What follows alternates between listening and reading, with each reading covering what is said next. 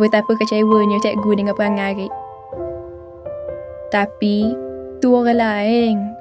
Dah agak-agak, mak ngayuh Arif pula. Rasa kena. Lagi lah kecewa.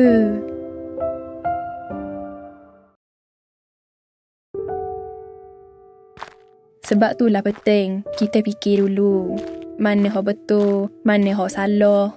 Bukan duk turut je apa hak kawan buat.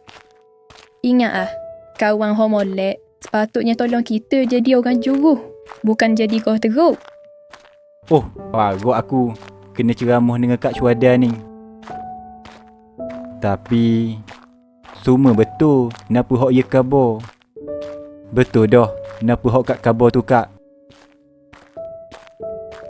Arif, perangai kita dari kecil kalau kita dok jaga. Dan kau besar, bukan kita je yang susah. Orang yang sayang kita pun kita agak susah sekali lagi. Ada seorang hok Kak kenal.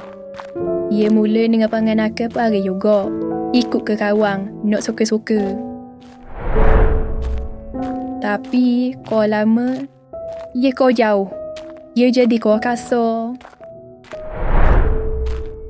Sampailah satu masa, ia hilang siapa diri ia.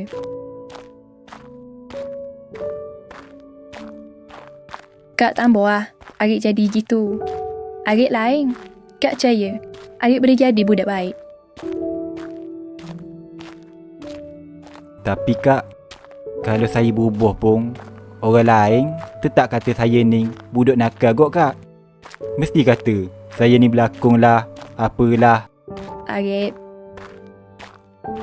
nak buat napa-napa ni, tengoklah niat kita. Kalau kita berubah sebab nak tunjuk ke orang, memang letih sajalah sebab nak puaskan hati orang sangat. Kalau semua orang dok terima juga perubahan kita, dok kan nak balik ke perangai buruk kita mula. Kalau betul lah kita nak berubahlah kerana Allah. Allah saja yang kekal dan yang tahu niat kita. Biarlah beribu orang nak bercerita pun, asalkan Allah sayang kita. Bila Allah dah sayang, dia tak akan apakan kita kalau niat kita ni baik.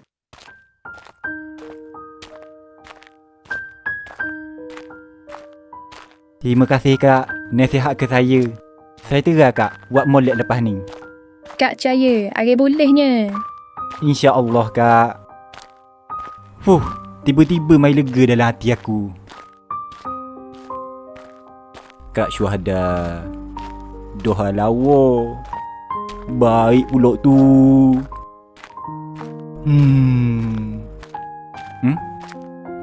Doa tu Kak bawa kenapa dalam plastik tu? Oh, ni baju taekwondo Kak. Memang beratur masa balik Kuala Hadi. Kak tinggal baju mahir hari tu. Wah, baju taekwondo. Mesti Kak lawan macam Bruce Lee yok. Nampak ingat Fah ke Bruce Lee terus. Biasa-biasa je lah Rek. Belajar sekadar nak tahan ke diri Kak ni je. Kalau jumpa orang-orang jahat, nak pulak orang-orang lelaki hok galak. Orang-orang lelaki hok galak? Kak kena kaca ke?